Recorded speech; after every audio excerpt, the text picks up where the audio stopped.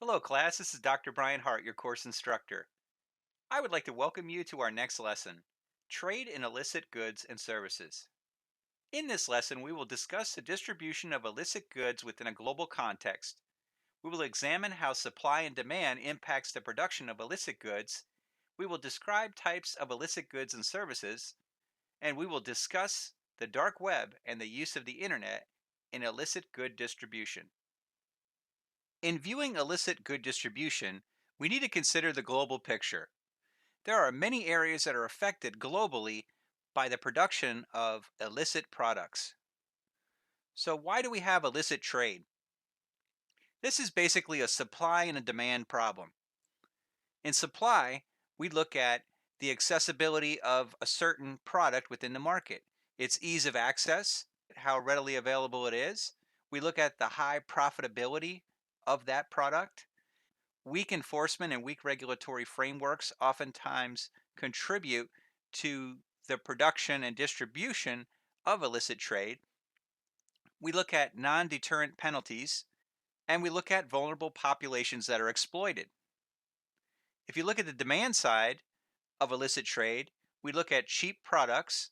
There is brand attraction in that you can buy a product that would typically cost you more money if you bought the by name, by brand product. You can get an inferior product, but a product that looks very similar to the actual expensive product, and that is attractive to many people.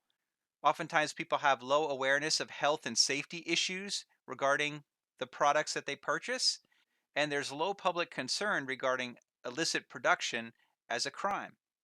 When we look at illicit finance, and we look at the illicit financial flows, we look at cross border activity. We talked about transnational crime, crossing national boundaries, crossing international boundaries.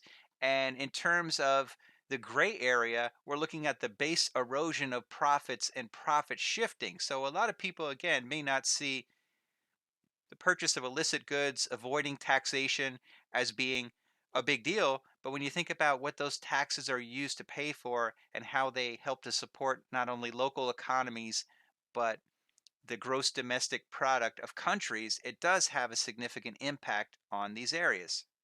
If you look at the components of illicit flows of funds, transnational criminal activity, tax related fraud, and corruption related fraud all fall into play in our channels of flows of illicit funds. If you break this down even further, we can look at unrelated groups that are involved in trade transactions, good trade, misinvoicing, services. You can look at the intra MNE transactions, transfer, mispricing, goods trade, misinvoicing, and services, capital accounts and channels, investments, loans, and other fund transactions. The results of all these transactions may be offshore withholdings, where deposits, securities, special purpose vehicles are held, real estate is purchased because of these illicit funds, businesses are purchased because of these illicit funds, and other movable assets, vehicles, boats, cars, artwork, etc., are purchased with these illicit monies. In examining transnational organized crime, the United Nations Office on Drugs and Crime, or UNODC, meta study for 2009 revealed that 1.5% of the world's gross domestic product is due to transnational crime activities. This is 6 times the global development assistance budgets, which help to support the global development of world trade. If we were to break this study down even further, we would determine that of these illicit funds and the illicit flows, narcotics represent $320 billion, dollars, counterfeiting represents $250 billion. Dollars. And if you are not familiar with counterfeiting, counterfeiting is typically ascribed to money. When you think about printing money and distributing it as if it was real, legal tender when it's not, but counterfeiting also involves things like counterfeit goods, goods that are made to look like products that are highly valued based on name brand, and trafficking. And we talked about trafficking in an earlier lesson when we discussed trafficking as either sex trafficking, which is trafficking to put people into the commercial sex trade industry, or Domestic servitude. Excise goods are another significant category identified. The International Chamber of Commerce 2011 looked at the problem of counterfeiting to determine how big of a problem it really is. If you look at this in terms of billions of dollars lost each year, internationally traded counterfeit and pirated products in 2008 represented $285 billion to $360 billion. Again, this is an estimate. In 2015, they were estimated to comprise $770 billion to $960 billion. Domestically produced and consumed counterfeits and pirated products represented $140 billion to $215 billion in 2008. And in 2015, it represented $370 billion to $570 billion. Digitally pirated products. And when we think about digitally pirated products, we think about products that are downloaded illegally, products that are copied, that violate the copyright protections and are distributed digitally. This represents $30 billion to $75 billion in 2008 estimates. And in 2015 estimates, these represent $80 billion to $240 billion. So if you were to total up all of these categories that we discussed, these top three categories, that would represent in 2008 455 billion to 650 billion. When we look at 2015 estimates, when you total up these three categories, you are looking at a 1.2 trillion to 1.7 trillion dollar loss, and the broader economic wide effects would be an additional 1.25 billion. Employment losses related to these type of transactions account for 2.5 million in both 2008 and 2015 estimates. Next, let's look at the effects of illicit trade. When we discuss illicit trade, we really mean revenues for organized crime groups, terrorists, and insurgents. This oftentimes creates economic power, which is military power and political influence.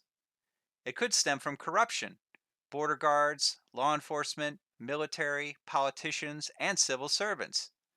It could help to facilitate smuggling routes. Once developed for one good, it could be used for others.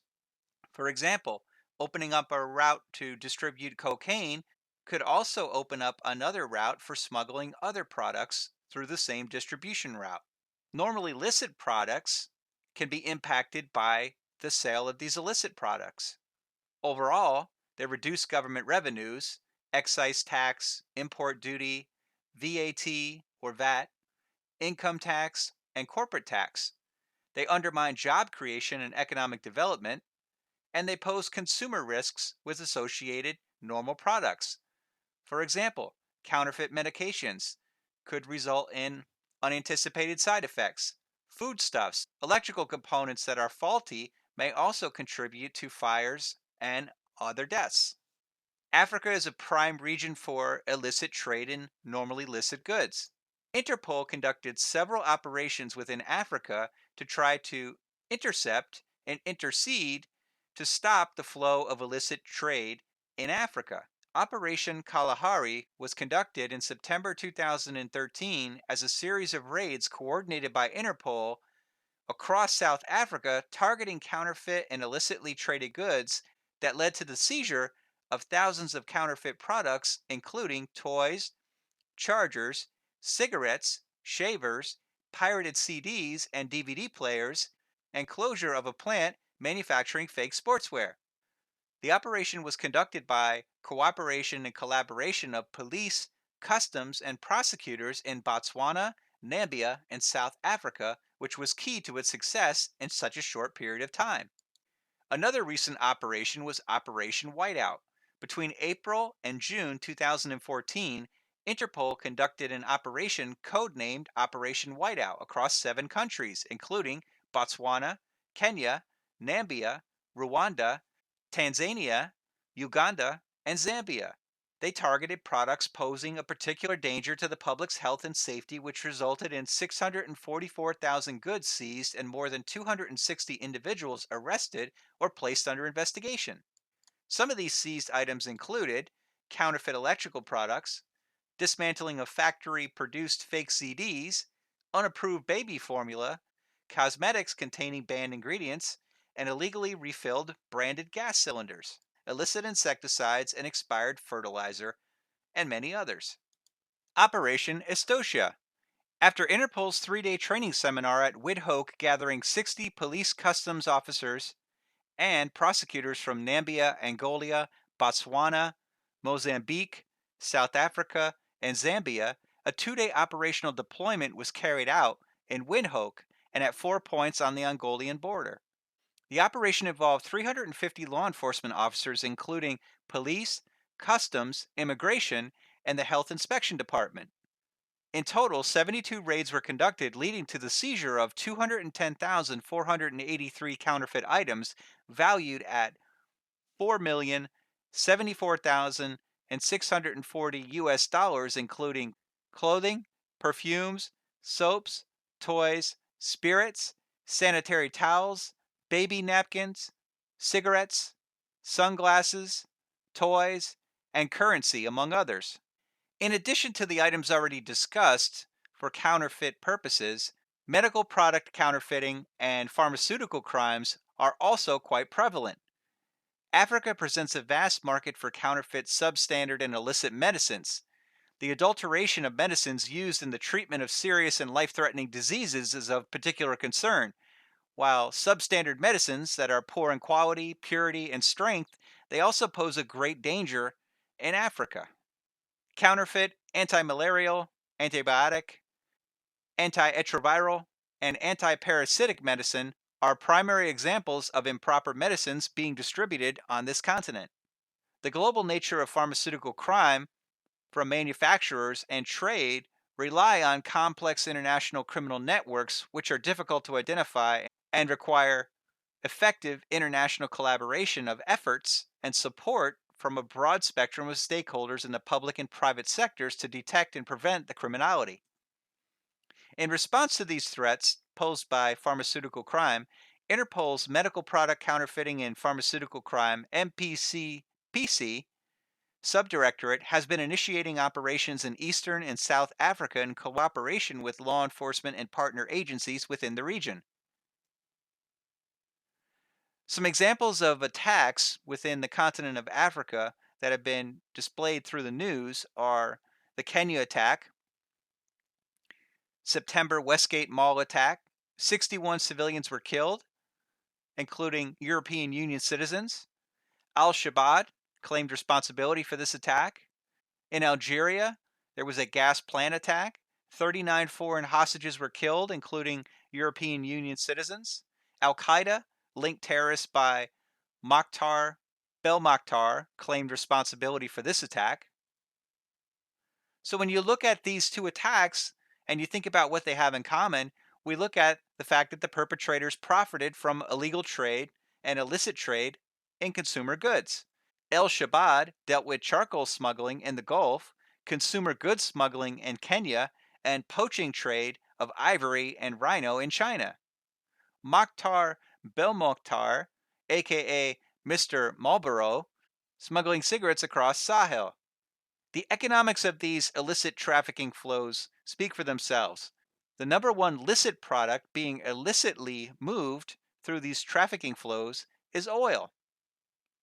Second to that is cocaine, and third to that is cigarettes. Nigeria has a significant problem with oil bunkering. It's one of the greatest threats to the rule of law in West Africa, and it's rooted in the smuggling of illicit commodity, oil. Oil bunkering is estimated to cost the Nigerian government between $3 billion and $8 billion yearly. West Africa has a cocaine problem that's significant in its trade route from the country to Europe. This poses a $1.25 billion problem. Piracy, drug, and arms trafficking are a problem in Niger Delta. Networks sometimes overlap, and kidnapping can oftentimes be involved with oil theft. Cigarettes can also pose a significant counterfeiting problem. Africans smoke 400 billion cigarettes a year. 60 billion are bought on the black market. This represents 1 in 7 cigarettes that are sold in Africa. Medication and tobacco, common facts. When we look at the sources of medication, they primarily come from Asian imports, China and India, and from African production. The routes of distribution are from Asia. The containers are often misdeclared for inland markets. With tobacco, the sources are China and the UAE. African production is also significant. The roots are from Asia and they're often via the UAE. The containers are often misdeclared for inland markets. So, what does the future hold? Well, oil prices are getting higher because of these criminal activities. The Gulf of Guinea has a growing importance as a global supplier of oil. As a result of tobacco counterfeiting, higher taxation ultimately results in higher profits. And with counterfeits, we look at the projected growth rate, and there is a significant role that the Chinese are playing in the future. So, some questions to consider through this lesson. I want you to think about how counterfeiting really poses a global problem for all of us. Specifically, how does the purchasing of counterfeit goods contribute to global problems such as terrorism, human trafficking, and fraud? And can counterfeit goods sales globally be stopped? Why or why not? And what efforts should be taken to stop global counterfeiting? I don't expect you to report out on these questions, but I do want you to think about them in light of what you learn and think about how this persistent problem poses a significant global problem and whether you feel this problem could be stopped and or better managed. In closing, there are several victims of purchasing of illicit goods. Consumers oftentimes do not get the product that they intend to. Governments are impacted because corruption may proliferate and there may be weakened borders and weakened security. Also, taxation is another significant problem. Consumers are impacted because they oftentimes are receiving inferior products. Governments are impacted because of taxation and the fact that it is impacting their GDP and their ability to attain revenue to help their country. Also, governments are impacted by the enticement of corruption that may ensue as a result of these transnational crime groups. Industry is also impacted because product distribution and product development are based on supply and demand. Legitimate businesses will be impacted by the actions of illicit producers. So, the overall harmfulness of illicit trade is that it threatens the health and safety of consumers. There's a drop in tax collections. It hampers innovation. It decreases company turnovers due to a loss of markets and jobs. It damages the environment. And it serves as a source of funding transnational organized criminals. Switching gears here, we're next going to look at the World Wide Web.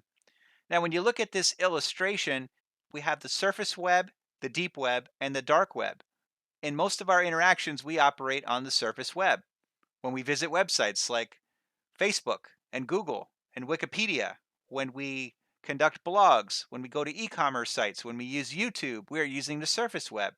And when you think about this, much like an iceberg, much of the iceberg itself is underwater, just like much of the World Wide Web is unseen. So we deal primarily in the surface web. The deep web is the next level of web, and this contains net banking, research, medical records, private forums, private networks, and the hidden wiki.